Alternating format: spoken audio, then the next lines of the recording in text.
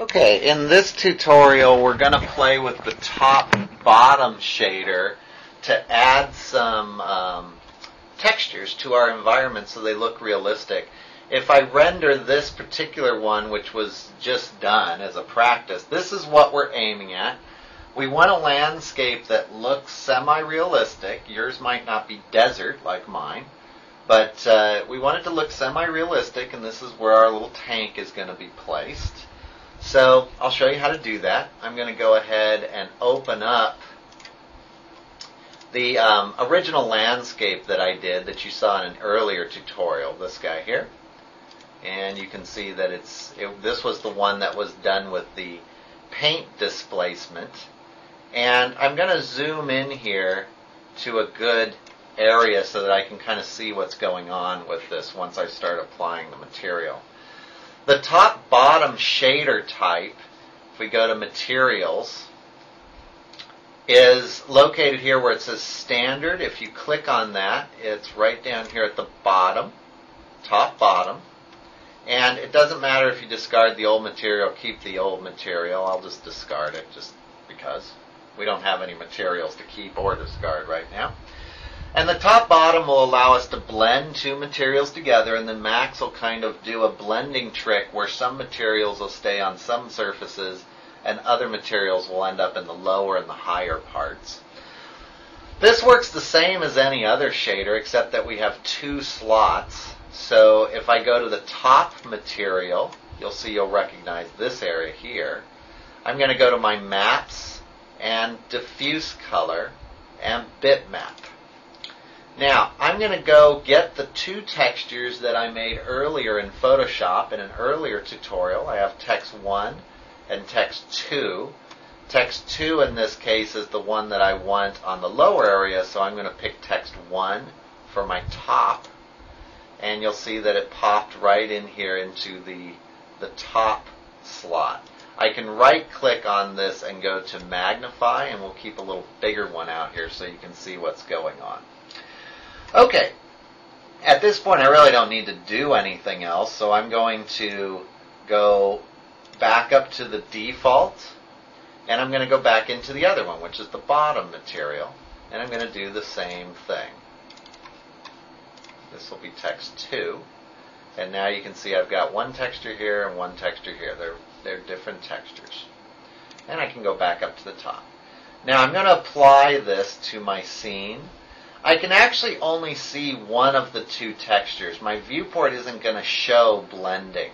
So if you want to see a texture, you can go in and hit your magic little blue and white checkered box. What this will tell you, though, is that this is tiled way too little.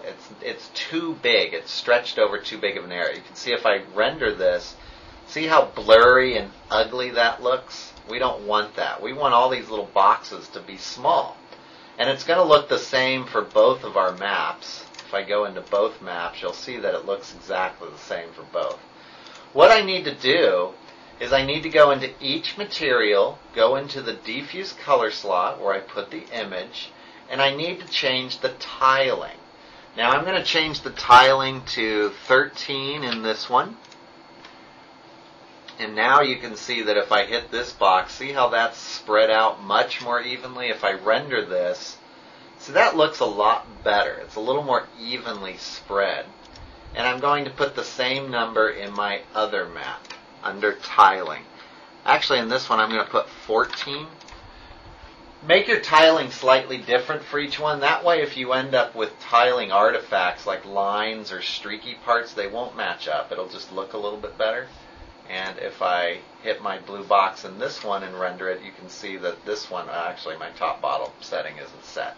But you can see in my viewport here that it looks pretty good. Okay, back up to the top. Now I need to set the blend amount and the position. The blend amount is how much this line will blend. You don't need very much. You can see if I go to about 22, it's really blending a lot there. I'm going to knock this down to, well, let's start with 20. Let's start with 20 just because. That's a good number. There we go. It's blending. The position's a little bit trickier, and what you have to do for the position is kind of keep rendering this scene until you see a change in it. It tends to be a very high number that works. So I'm going to try 80 and hit render. You'll see there was a little bit of difference here. It is starting to blend it, but not very much. I'm going to try 90 and hit render. Watch this area right here. See how it's changing? And I'm getting some more blending going on. I'm going to go to 95, hit enter, and render it. And now we're really getting a lot of that other texture kind of starting to seep in here. Now at this point the blend amount becomes important. This is blended too much. The difference between each material is too foggy or too blended. I'm going to knock this down to 10 and hit render again, and see how I can start to see a lot more of the greenish texture in here. I'm going to drop the blend down to 5 and render it, and now we're really starting to get a lot of that texture showing up. So I think I'm going to try my position maybe at 97. Yeah, that's a little better. Still not really what I was after. How about 94? Yeah, it's a little bit better. So now I'm starting to get that blending amount on the sides of my mountains here where the two textures are blending together. At this point, yeah, if I want to swap the texture, so I want the red to be on the side of the mountains and the greenish to be down here, I can just hit swap and it'll swap the textures up here, and now when I render it, you can really see a big difference between the green and the red here, but that's what the blend was doing. And if I knock my blend down even more, like to 3, I'm going to get a harsher line between the two areas. So right now this is working for me pretty well. I think I'm going to go back to what I had before. I like that a little bit better. It's a little bit more subtle, I think. Now, I'm not really done yet. What I need to do is I'm going to go zoom in to about where my tank would be. And this is important because you really need to see what the surface of this is going to look like right around where your tank is, because you'll start to see it really pixelate here. And I'm going to go ahead and close this just so I can see what's going on here for a second. Okay, that's pretty good. I'm going to render that. You can see the background looks pretty good, but see right up here it gets really pixelated. I'm also going to look for a more interesting spot here. I think I'm going to move my tank over here. That's a little bit more interesting area there, I think. Yeah, that looks good. This area down here is really pixelated. That means the tiling is not enough. If you could see these little squares when your little blue box is on, that's probably going to pixelate, or it's not going to look right. So I'm going to go into my map again, and I'm going to bump these up even more. You only need to bump up the area that's next to the tank. So in my case, that's the reddish one, which I think was map 1, if I remember right. And I'm going to bump this up to 25, and you'll see it change there in my viewport. Now when I render it, you can see down here it's much tighter. We're getting a much tighter image map. That's probably still not enough. I'm going to make it 35 and maybe 35. And we'll render that, and you'll see it'll even get tighter down here. See how it gets a little bit tighter down in this area. Now the part we give up is our background will get a little bit foggier. You can go and change the tiling in your other map if you want. Here's my other map. I don't care about this bottom part too much because this map is just showing up here on the side of the mountain. So I'm going to leave that map for now. Yours are all going to be different, so you'll have to play around with that. Okay.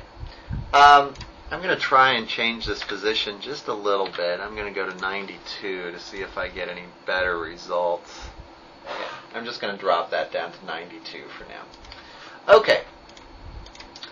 Back where we started, if we go into each map and scroll this up to our specularity, our specular level is at 0. If we bump this up a little bit, what we'll start to do is we'll get some specularity built into our scene. Now the specularity itself isn't that important, but what we can do with the specularity is change the specular highlight. I'm going to add a green in this case, and you'll see that we start to get a green tint, although it's not very obvious there. So I'm going to move this guy back down to 0. I need it on the side of the hills here, where specular highlight's going to be a little more obvious. So I'm going to go to my second map. I'm going to bump the specular highlight up. You can see it showing up a little bit more in here. If I render this, you'll see the side of the hills now are specular. The reason it works better on the side of the hills is they're catching the light more. And I'm going to tint my specular highlight like a dark green color. And now when I render this, you'll see that I can simulate grass that way, or different colors in the rock. So I'm going to make it kind of a dark green. I'm going to make it pretty specular here. And you can see that we're getting a little bit of a green tint in our rock, which is actually a little too much. So I'm going to knock it down a little bit. That looks good. And I need a bump map. Right now it's all smooth. I'm going to take each texture. I'm going to go back to my first texture here. I'm going to take each texture and drag it into the bump channel, and I'm going to make it an instance. This will make sure that the tiling matches up with each one. Now if I render this, you're not going to notice much of a difference here. There's really not much of a bumpiness happening. But if I bump the bump amount up to about 100, you'll start to see a difference down here where there's a bump map. See the bumpiness down here? It'll fade pretty quick because this is really tiled. You don't want it too bumpy. That's a little too bumpy. And I need to bump my specular level down a little bit here because it's getting a little too shiny. Let's try that. Yeah, that kind of bumped it down a little bit. You can see some bumpiness down here. And I'm going to go up to my other channel, the texture 2. I'm going to do the same thing. Instance. The bump amount on this one can go way up because that's actually off there in the distance. And now I'm getting a little bit more bumpiness in these areas back here. Really ramp that up maybe. There we go. That's a little bit better. So it's subtle, and it may not even show up on the screen at school, but now these areas here are a little bit more bumpy. I'm going to knock this amount down because I'm going to zoom in there later and you'll see the difference. Now there's a couple other things you can do. You could drag, just like we did in the class projects, you could bump these down into specular level. I'm going to go back to my first one because that's the one we can see more. I'm going to bump this down to specular color and make it an instance. Now when I render it, you'll see slight differences down here, and it's making it splotchier. There's a little bit darker splotches down there. I'm also going to bump this over to my specular level and make it an instance, and you'll start to see again some changes right down here close to the camera. You can see some dark spots that are appearing. That's where it's being shiny or not shiny depending on the specular level. Okay? I'm still not happy with this layout I've got here. I'm going to move over a little bit more. Maybe this will work better for me. Let's render this. Yeah, it's a little bit more interesting there. So that's my background that I have now. In the next tutorial, we're going to be adding a skybox to this. Get a little bit lower. Let's see if I can get a little bit better shot here as we fade away. We're going to add a skybox to that, which will be the background. So right now that black background will have to be replaced with a skybox. Okay, and that's it for how to put a top-bottom material in your scene. Go ahead and play with that and see what you can come up with.